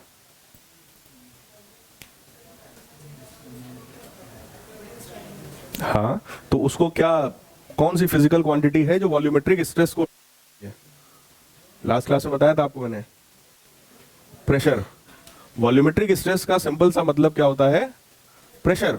So pressure divided by strain. Volumetric strain का मतलब क्या है?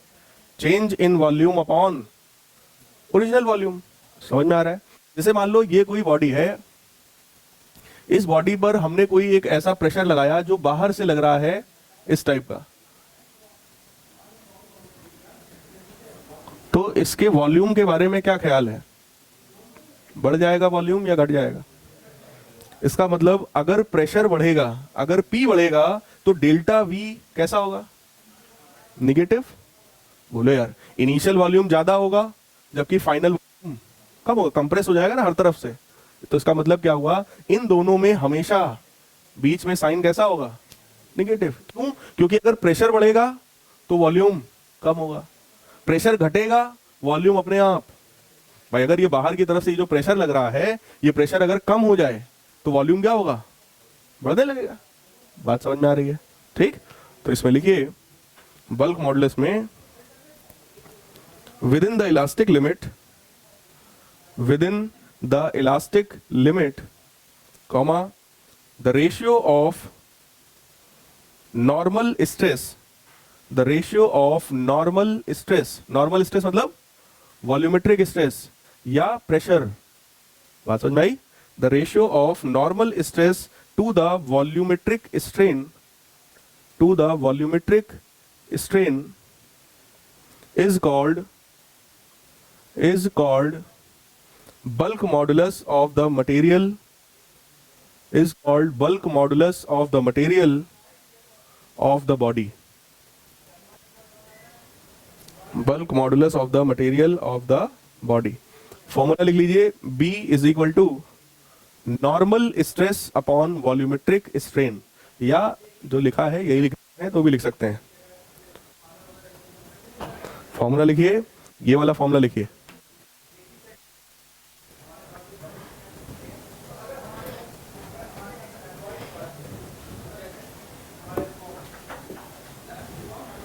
ये नेगेटिव साइन क्या शो कर रहा है? प्रेशर बढ़ेगा तो डेल्टा V नेगेटिव होगा, प्रेशर घटेगा तो डेल्टा V पॉजिटिव होगा। ओवरऑल जो B होगा वो कैसा होगा? पॉजिटिव। ये नेगेटिव साइन क्या शो कर रहा है? ध्यान से देखो, ये नेगेटिव साइन कह रहा है कि अगर प्रेशर बढ़ेगा तो डेल्टा V कैसा होगा? नेगेटिव, मतलब वॉल्यूम घटेगा। बात समझ रहे? डेल्टा V का मतलब क्या होता है? चेंज इन वॉल्यूम, मतलब final volume minus initial volume. अगर वॉल्यूम घट रहा है तो फाइनल वॉल्यूम कम हो गया, तो जब डेल्टा V निकालोगे तो कैसा आएगा? निगेटिव आएगा। तो अगर प्रेशर पॉजिटिव है तो डेल्टा V कैसा होगा? निगेटिव। ये पहले से निगेटिव है और ये वाला निगेटिव, दोनों क्या हो जाएंगे? कैंसिल हो जाएंगे, तो ओवरऑल B कैसा आ जाएगा? पॉजिटिव। दूसरा केस देखो, P अगर निगेटिव हो जाए, प्रेशर अगर डिक्रीजिंग हो जाए मतलब निगेटिव हो जाए, उस कंडीशन में डेल्टा वी कैसा होगा? पॉजिटिव। अब जरा सोचो, अगर ये निगेटिव है तो ये निगेटिव और ये निगेटिव पॉजिटिव। तो ओवरऑल ये निगेटिव साइन क्या चाहता है कि बल्क मॉडुलस की वैल्यू कैसी हो जाए? पॉजिटिव हो जाए। तो उसमें लिखिए दिस निगेटिव साइन, हाँ दोनों कहां बताए? अलग अलग। भाई अगर ये P इंक्रीजिंग का मतलब प्रेशर पॉजिटिव होगा, अगर प्रेशर पॉजिटिव होगा तो डेल्टा V कैसा होगा? निगेटिव। बोलो यार। अब जरा सोचो, अगर ये निगेटिव है ये पॉजिटिव है, निगेटिव निगेटिव तो प्लस हो गया ना ओवरऑल। ये समझ में आया कि नहीं आया? अब इसकी बात करो, अगर प्रेशर निगेटिव है उस कंडीशन में डेल्टा V कैसा होगा? पॉजिटिव। प्रेशर निगेटिव का मतलब डायग्राम को जस्ट उल्टा बनाओ। ये बॉडी है, अभी तुम इसको अंदर की तरफ कर रहे हो, अब ये अंदर से लग रहा है, अब क्या होगा? वॉल्यूम बढ़ेगा या घटेगा? बढ़ेगा। इसका मतलब क्या हुआ कि प्रेशर अगर निगेटिव हुआ तब वॉल्यूम बढ़ेगा, तो डेल्टा V कैसा होगा? पॉजिटिव होगा। अब फिर से जरा सोचो, प्रेशर निगेटिव प्लस, तो हर कंडीशन में चाहे प्रेशर पॉजिटिव हो चाहे प्रेशर, हर कंडीशन में B होगा पॉजिटिव होगा। वही चीज मैं आपको लिखाने जा रहा हूं। This negative sign indicates that bulk modulus is always positive. This negative sign indicates that this bulk modulus is always positive. किसी को कोई डाउट हो तो बताइए, इसकी यूनिट क्या होगी? बल्क मॉडुलस की यूनिट क्या होगी?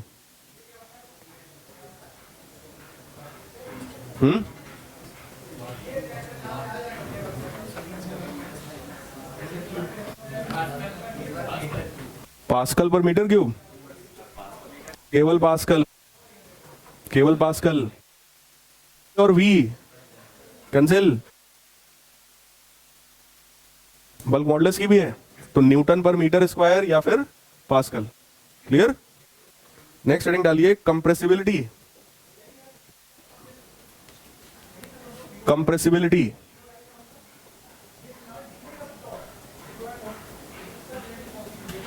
कंप्रेसिबिलिटी का मतलब है 1 अपॉन बल्क मॉडुलस। ठीक, तो लिख लीजिए it is defined as reciprocal of bulk modulus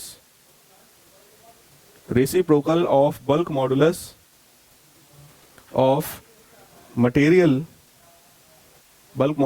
material of a body. ठीक है, फॉर्मूला लिख लीजिए। कंप्रेसिबिलिटी को बीटा से डिनोट किया जाता है, so beta is equal to 1 upon B. Formula आपके सामने है।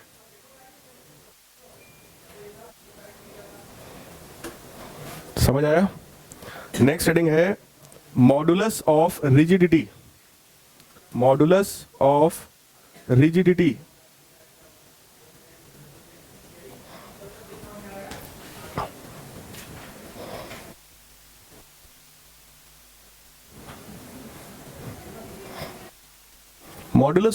का मतलब क्या होगा? हाँ, तो लिखिए within the elastic limit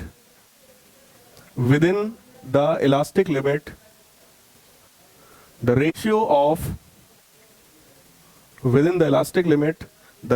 of shearing stress to shearing strain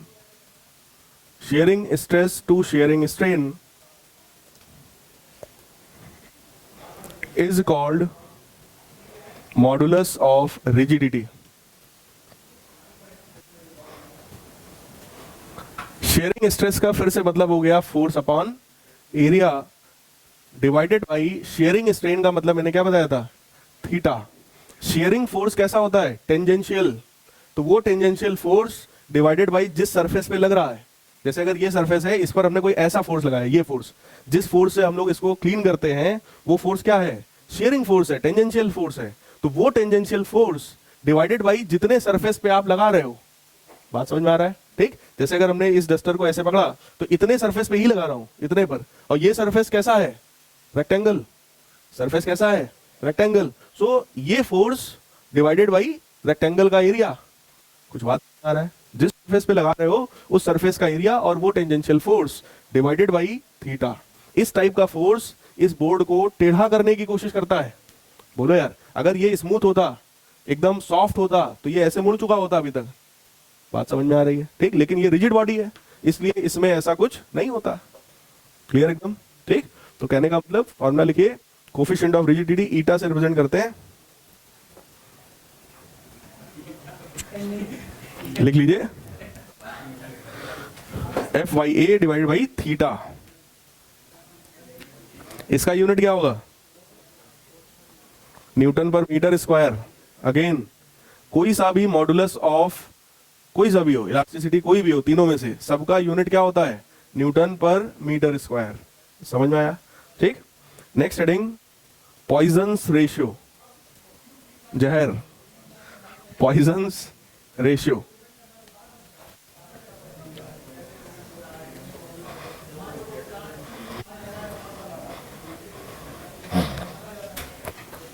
poisons ratio, Poisson's ratio को सिग्मा से डिनोट किया जाता है।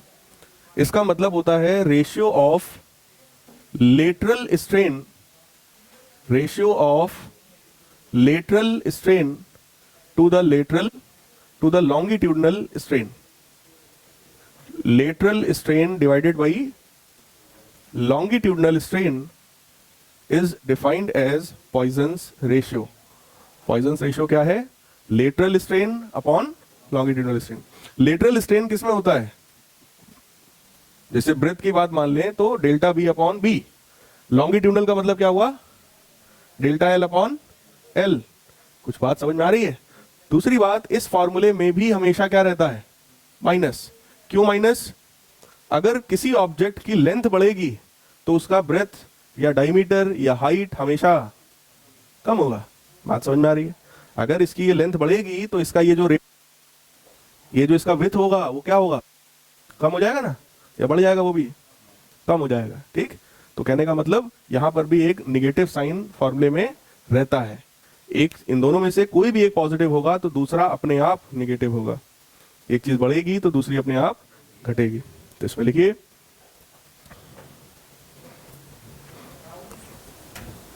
it is defined as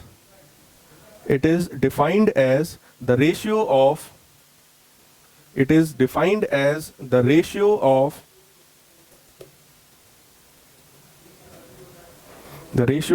lateral strain to the longitudinal strain.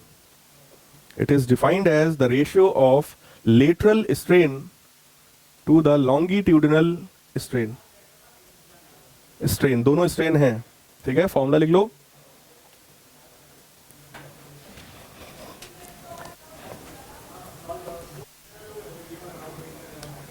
लिख लिया,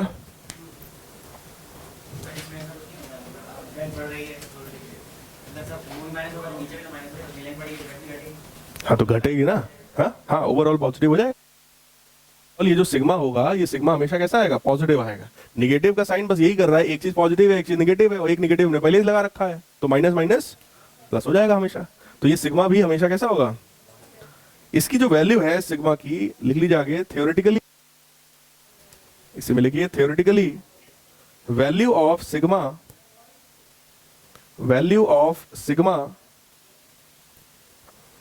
lies between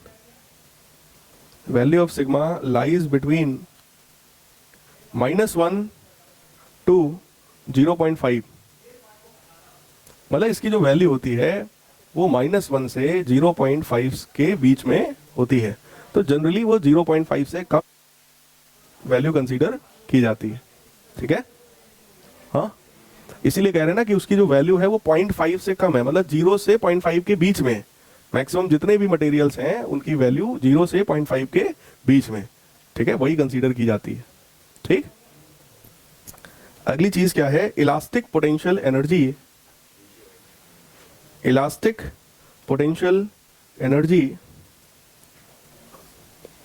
in a stretched wire in a stretched wire,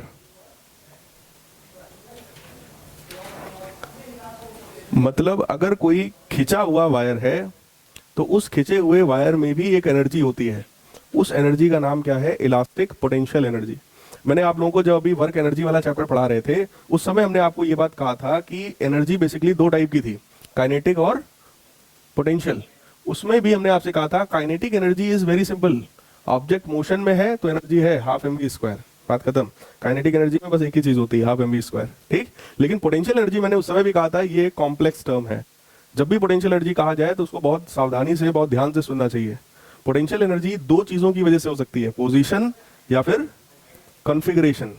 position का मतलब ही होता है हाइट, आप किस हाइट पर बैठे हैं, किस हाइट पर आपने किसी ऑब्जेक्ट को रखा है, क्या है? पोजीशन है। जैसे अगर इसी की बात करें तो ये एक पर्टिकुलर हाइट पर टंगा हुआ है, उस हाइट पर होने की वजह से इसके पास एक पोटेंशियल एनर्जी है mgh, बात समझ में आ रही है। लेकिन कॉन्फ़िगरेशन की बात अगर करें तो आप सब लोग, जितने भी लोग हो, हर एक बंदा सेम लेवल पर बैठा है। बोलो यार, अगर आप लोगों की हाइट की बात की जाएगी तो सबकी हाइट कहां से मेजर करोगे? इसी जमीन से, यहीं से अगर हम मेजर कर रहे हैं तो सबके लिए जो हाइट है वो क्या है? सेम है। बट उसके बाद भी सबकी पोटेंशियल एनर्जी अलग अलग होगी। क्यों? क्योंकि कॉन्फ़िगरेशन सबका अलग अलग है। 3 लोगों में बैठा है, कोई 2 लोगों में बैठा है, कोई अकेले ही बैठा है, बात समझ में आ रही है। तो वो क्या है? कॉन्फ़िगरेशन अलग अलग है। कॉन्फ़िगरेशन का मतलब अरेंजमेंट अलग अलग है। इस वजह से हर एक जो बॉडी यहां पर है, हर बॉडी की पोटेंशियल एनर्जी अलग अलग होगी। अब यहां पर क्या आपसे बोला गया कि एक रस्सी है, उस रस्सी को खींचा गया है, स्ट्रेच्ड है, खींची हुई, तो उस रस्सी में भी अपने अंदर एक इलास्टिक एनर्जी है, इलास्टिक पोटेंशियल एनर्जी है। किस वजह से है? क्योंकि वो खींची हुई है। तो इसमें लिखिए, let us suppose extension in the string is x. Let us suppose the extension in the string is x. अब बताओ जरा, यंग्स मॉडुलस जो होता है उसका मतलब क्या है? Force upon area divided by increase in length upon original area, original length. बोलो यार, ऐसा होता है? यंग्स मॉडुलस मतलब क्या? Longitudinal stress upon longitudinal strain. तो स्ट्रेस मतलब फोर्स अपॉन एरिया, और स्ट्रेन का मतलब क्या हो गया? X by L. एक्स क्या है इसमें? इंक्रीज इन लेंथ, जिसको अभी तक हम डेल्टा एल बोल रहे थे उसको अभी हमने क्या माना है? एक्स माना है। चाहते तो डेल्टा एल में भी कर सकते थे, कोई दिक्कत नहीं था, लेकिन आप लोगों को हो सकता है समझने में कुछ दिक्कत हो, इसलिए उस डेल्टा एल मान लिया गया एक्स। बात समझ में आई? तो यहां से अपने को एक चीज मिल गई, वो है फोर्स। क्योंकि इसको अभी हम सिंप्लीफाई करेंगे तो ये बनेगा एफ एल अपॉन ए एक्स। तो एफ की वैल्यू बेटा कितनी आएगी? वाई ए एक्स अपॉन एल आएगा। इसका मतलब ये इसके ऊपर लगने वाला फोर्स है, एक वायर है, उस वायर पर लगने वाला फोर्स कितना है? वाई ए एक्स अपॉन एल, ठीक। जब इसकी ये लेंथ बढ़ी होगी तो क्या ये लेंथ अचानक से बढ़ गई होगी? अचानक से 2 सेंटीमीटर बढ़ गया? जो लेंथ में इंक्रीमेंट होगा बोलो वो बहुत धीरे धीरे होगा, ये एक स्लो प्रोसेस है। जब खींचोगे धीरे धीरे बढ़ेगा ना, अचानक से बढ़ सकता है? कोई भी बॉडी सोचो, क्या वो अचानक से सीधे पहले ऐसी थी फिर अचानक खींचेंगे तो लेंथ धीरे धीरे ही बढ़ेगी हमेशा। इसका मतलब ये प्रोसेस कैसा है? कंटिन्यूअस प्रोसेस है। और अगर कंटिन्यूअस प्रोसेस है और हमें इसमें इसकी एनर्जी निकालनी है तो हमको ये सोचना चाहिए कि आखिर ये एनर्जी इसमें क्यों है। बताओ भाई, एनर्जी क्यों है इसमें? क्योंकि हम इसको खींच रहे हैं, हम इसके ऊपर वर्क कर रहे हैं। किसी भी सिस्टम पर जो हम लोग वर्क करते हैं वही वर्क उसमें एनर्जी के रूप में स्टोर होता है। बोलो यार, क्लास 10th में, अभी 11th में भी आप लोग ने पढ़ा ग्रेविटेशनल पोटेंशियल एनर्जी। उसका मतलब क्या था? Work done in bringing the mass from infinity to a point in gravitational field of earth. बात समझ में आया? वहां से यहां तक लाने में जो वर्क हमने किया वही वर्क उसमें एनर्जी के रूप में स्टोर हुआ। तो यहां पर हमने रस्सी को खींचने में वर्क किया। बात समझ में आ रही है? रस्सी को खींचने पे जो भी वर्क करोगे वही वर्क उसमें किस फॉर्म में स्टोर होगा। बात समझ में आई? ठीक। तो आपने कहा सर वर्क निकालना है, वो वर्क होगा dw। So dw is equal to f into dx differential form में। So ya upon l x dx, this is dw। कुछ समझ में आया भाई? इस रस्सी की जो लेंथ है अचानक से नहीं बढ़ी होगी, तो हमने क्या माना कि let us suppose dx increment हुआ। छोटा सा इंक्रीमेंट करने के लिए जो वर्क डन होगा वो भी बहुत छोटा सा होगा, सो दैट इज dw। इसी को दोनों तरफ इंटीग्रेट करेंगे। बात समझ में आया? ये वर्क होगा dw, उसका इंटीग्रेशन क्या हो जाएगा? w, ठीक। और ये कितना है? ya upon l x dx। अगर लिमिट की बात किया जाए तो लिमिट किसके रिस्पेक्ट में है, x के। x क्या है, increment. So let us suppose increment कितना है, 0 से x तक। इनिशियली 0 था, बढ़ते बढ़ते इंक्रीमेंट कितना हो गया, x हो गया। तो ये वर्क डन कितना आ जाएगा बेटा, y a बाई एल तो कांस्टेंट है, बाहर हो गया। x dx का इंटीग्रेशन कितना होगा, एक्स स्क्वायर बाई 2, कहां से कहां तक, 0 टू x। तो ये वर्क डन फाइनली कितना आ गया, y a by L divided by multiply by x square by 2, minus 0 हो जाएगा, उसका कोई मतलब नहीं है। इतने में किसी को कोई दिक्कत हो तो बताइए, क्लियर एकदम। अब ये जो फॉर्मूला आया है अपने पास, ये मतलब कुछ ऐसा फॉर्मूला नहीं है जिसको हम लर्न कर सकें इजीली, समझ रहे हैं। ये कोई ऐसा लर्न करने लायक फॉर्मूला नहीं मिल रहा है, लेकिन अगर थोड़ा सा इसमें हम लोग मैनिपुलेशन कर दें, हल्का फुल्का इधर उधर कर दें, तो हमको एक याद करने लायक फॉर्मूला, इजी फॉर्मूला मिल सकता है जो हमारे दिमाग में सेट रहेगा। वो फॉर्मूला क्या है, डेरिवेशन तो यहीं तक था बेटा, एकदम करेक्ट है, इसमें कोई बुराई नहीं है, ठीक। सिर्फ मैनिपुलेशन कर रहे हैं ताकि याद करने में आसानी हो जाए।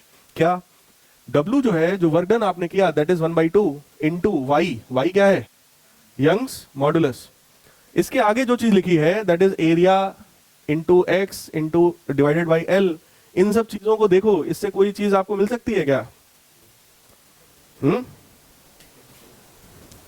ये जो लिखा हुआ है क्या क्या बचा, अच्छा बताओ। 1/2 वाई को हटाकर क्या क्या बचा, ए एक्स स्क्वायर बाई एल, बोलो, यही तो बचा है ना? नहीं, और ये जो ए एक्स बाई एल, ये क्या है, ए एक्स बाई एल क्या है, एफ अपॉन वाई। बोलो यार, है कि नहीं है? इसको हम लोग क्या लिख सकते हैं?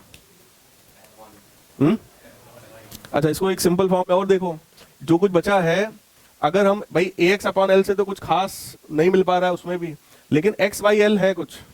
एक्स क्या था, increment divided by original length, क्या होता है, स्ट्रेन। तो इसका मतलब क्या क्या मिल गया हमको, W is equal to 1/2 into Y into strain, बोलो यार, इंटू ए एक्स। अभी इस ए एक्स का कुछ नहीं हो पाया, मतलब इस ए एक्स में कुछ ऐसा नहीं मिल रहा है जो याद करने लायक हो, ठीक। उस ए एक्स को कुछ बनाओ, कुछ ऐसा बनाओ जो लर्न करने में इजी हो। क्या लिख सकते हैं उसको हम, क्या बेटा, एफ की जगह एम जी नहीं करना है, फोर्स के ही फॉर्म में कुछ ऐसा बनाइए जो हमको लर्न करने में कुछ इजी हो। क्या बना सकते हैं?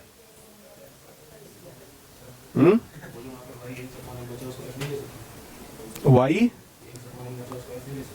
ए एक्स अपॉन एल, एफ ले सकते हैं नो डाउट, लेकिन हम लोग इसको स्ट्रेस स्ट्रेन के टर्म्स में कन्वर्ट करना चाहते हैं। मतलब ये मैंने आपको एक हिंट दिया है कि हम इसको स्ट्रेस के फॉर्म में लाना चाहते हैं। अब खुद ये बताओ स्ट्रेस क्या होगा?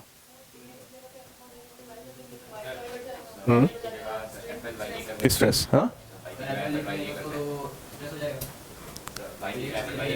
एफ एल, अगर एफ एल अपॉन वाई आप लिख देंगे तब वो स्ट्रेस के फॉर्म में आ जाएगा, ठीक है। तो लिखिए इसको, ये पूरा लिखा आपने, लिख डालिए इसको, यहां तक की चीज लिखिए पूरा यहाँ का।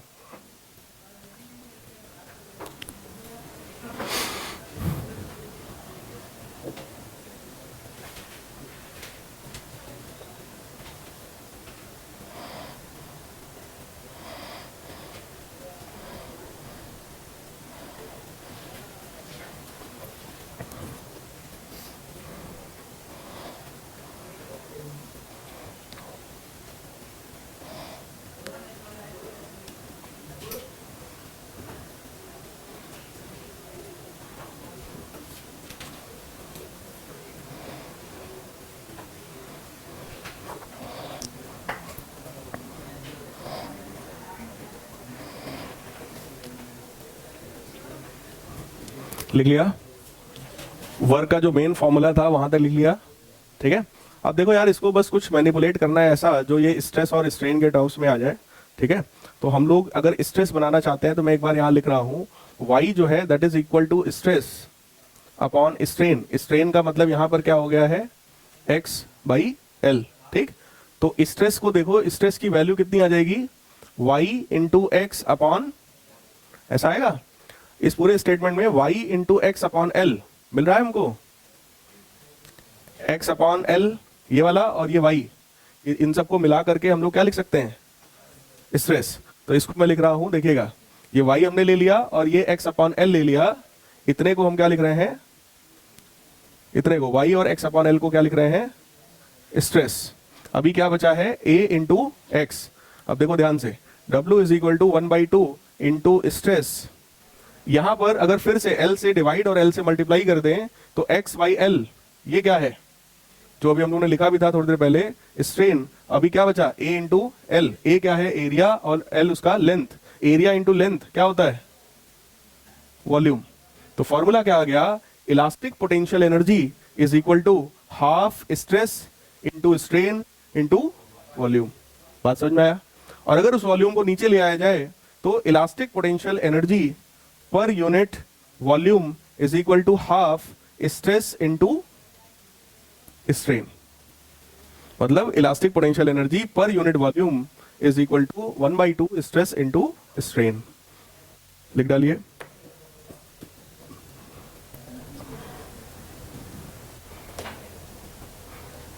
यही वर्क डन ही इलास्टिक पोटेंशियल एनर्जी है ना।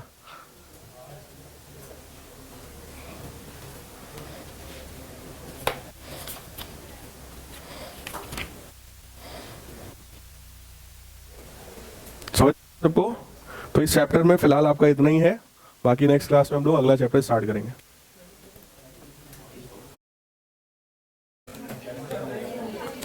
इलास्टिसिटी कंप्लीट हो गया,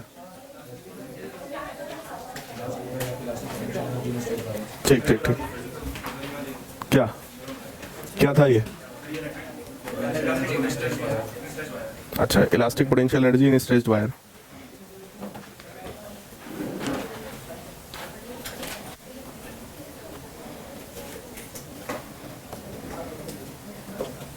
चलिए, लास्ट क्लास में आप लोगों को मैंने एक डेरिवेशन बताया था, elastic potential energy in a stretched wire. देखो, किसी भी वायर को अगर हम लोग स्ट्रेच किए हुए हैं तो स्ट्रेच होने की वजह से उसके अंदर कुछ पोटेंशियल एनर्जी है, उसको हम लोग बोल रहे थे इलास्टिक पोटेंशियल एनर्जी। उसी का डेरिवेशन इन्होंने फिर से पूछा है, तो एक बार मैं आपको बता रहा हूं। देखो, यंग्स मॉडुलस जो होता है उसका मतलब सिंपली यही था, longitudinal stress upon longitudinal area strain. तो स्ट्रेस की वैल्यू कितनी है, force upon area divided by longitudinal strain. Strain का मतलब क्या होगा, change in length upon original length. Change in length हम लोगों ने कितना मान रखा था, x। ठीक, यहां से हम लोग फोर्स की वैल्यू निकालेंगे। So F divided by ax, ये L ऊपर जाएगा, this is equal to y। So F is equal to y ax by L। कहने का मतलब अगर यंग्स मॉडुलस की वैल्यू y है तो लगने वाला फोर्स इतना होगा। ठीक है, अब आपने क्या कर रखा है कि ये कोई एक वायर है, इस वायर को हम लोग x डिस्टेंस खींचने वाले हैं।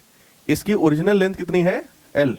स्ट्रेच करने के बाद इसकी लेंथ कितनी होने वाली है, L plus x after stretching. और आपसे बस यही पूछा जा रहा है कि स्ट्रेच होने के बाद इसमें कितनी एनर्जी है और कौन सी एनर्जी है। तो सबसे पहले तो हमें यह देखना है कि खींचने में हमें कुछ वर्क करना पड़ेगा, और जो वर्क हम कर रहे हैं वो वर्क किसके ऊपर हो रहा है, इस वायर के ऊपर। ठीक, जो भी वर्क हम लोग बेटा वायर के ऊपर करेंगे वही वर्क इसमें एनर्जी के रूप में स्टोर हो जाएगा, और वही वर्क आपको निकालना है। बात समझ में आया। वर्क जो अगर निकालना है कैसे निकालेंगे, तो उसके लिए dW is equal to F into dx। ये फॉर्मूला मैंने क्यों लगाया उसको भी ध्यान से सब लोग सुन लो। आप लोगों को वर्क निकालने का दो मेथड मैंने सिखाया था, एक सीधे सीधे फोर्स डॉट डिस्प्लेसमेंट, वो सिखाया था जब फोर्स कांस्टेंट हो, और दूसरा सिखाया था मेथड ऑफ इंटीग्रेशन जब फोर्स वेरिएबल हो। यहां का फोर्स जरा ध्यान से देखो, ये फोर्स किस पर डिपेंड कर रहा है, एक्सटेंशन पर। और ये जो एक्सटेंशन है वो बोलो लगातार बढ़ रहा है, जितना ज्यादा खींचते जाओगे एक्स की वैल्यू उतनी ज्यादा बढ़ती जाएगी। इसका मतलब ये फोर्स कैसा है, it is a variable force. तो इसको हमें क्या करना पड़ेगा, इंटीग्रेट करना पड़ेगा। जैसे ही आप दोनों तरफ इंटीग्रेट करेंगे, dW का इंटीग्रेशन, W फोर्स की वैल्यू ये है, so this will become YAX by L into dx। जो जो कांस्टेंट है बाहर निकालिए, YA बाई L कांस्टेंट था, अंदर बचा x dx, इसी को हम लोगों ने इंटीग्रेट किया। इंटीग्रेशन की जो लिमिट है वो किसके हिसाब से होगी भाई, इंटीग्रेशन किसके रिस्पेक्ट में है, x के रिस्पेक्ट में, तो लिमिट भी x की होगी। x क्या है, एक्सटेंशन है, तो इनिशियली एक्सटेंशन कितना था और फाइनली कितना है, x। So this will become YA by L, x का इंटीग्रेशन होता है x² बाई 2। इसका मतलब इतना वर्क हमने उसके ऊपर किया है। यही वर्क उसमें इलास्टिक पोटेंशियल एनर्जी की फॉर्म में स्टोर हो जाएगा। डेरिवेशन इतना ही बड़ा था, बात समझ में आई। इसके बाद हम लोगों ने सिर्फ एक मैनिपुलेशन किया था ताकि इसको हम कुछ आसान फॉर्मूले में बदल लें जो हमें याद करने में इजी लगे। वो फॉर्मूला क्या था वो देखिए। ये जो यंग्स मॉडुलस है इसका मतलब हम लोग ये लिख सकते हैं कि this is equal to stress upon strain. Strain कितना है, एक्स बाई एल। तो स्ट्रेस की वैल्यू ध्यान से देखिए कितनी आ जाएगी, y times X upon L. तो देखिएगा ध्यान से, y एक x और एक l, इन तीन चीजों को मिलाकर क्या y x अपॉन l बन रहा है, बोलो यार। तो इन तीन चीजों को हम लोग क्या बोल सकते हैं, स्ट्रेस। इसका मतलब this elastic potential energy is equal to, ये टू कांस्टेंट है, 1/2 बाहर कर दिया। ये जो तीन मैंने रेड कलर से पॉइंट आउट किया है ये तीनों मिलकर के क्या हो गए, स्ट्रेस। अब जरा ध्यान से देखो बेटा क्या क्या बचा है, ए, एरिया और एक्स। अब ये दोनों भी कुछ, इसको भी हम लोग कुछ फॉर्म में बना सकते हैं। कैसे, by dividing L and multiplying L. ये जो बना एक्स बाई एल ये क्या है, स्ट्रेन। तो 1/2 इंटू स्ट्रेस पहले से था, एक्स बाई एल का मतलब इंटू स्ट्रेन और आ गया, क्या बचा, एरिया इंटू लेंथ, उसको क्या लिख सकते हैं, वॉल्यूम। तो फॉर्मूला आपके पास बन के आया stress into strain into volume. ये है इलास्टिक पोटेंशियल एनर्जी जिसको हम लोग यू से डिनोट करते हैं, ठीक है। इसी वॉल्यूम को भी अगर नीचे ले आए तो ये क्या बन जाएगा, वॉल्यूम। तो एन फॉर्मूला आ गया half into stress into strain. ये जो एनर्जी पर यूनिट वॉल्यूम है इसको हम लोग स्मॉल यू से नोट कर सकते हैं। और इस स्मॉल यू का मतलब चाहे लिखिए elastic potential energy per unit volume, या फिर इसी स्मॉल यू को आप बोलिए एनर्जी डेंसिटी। स्मॉल यू का एक नाम और क्या है, energy density, that is energy per unit volume. अब बताओ इसमें क्या डाउट है, क्लियर एकदम। अभी कोई डाउट हो तो पूछ लीजिए आप लोग, चलिए।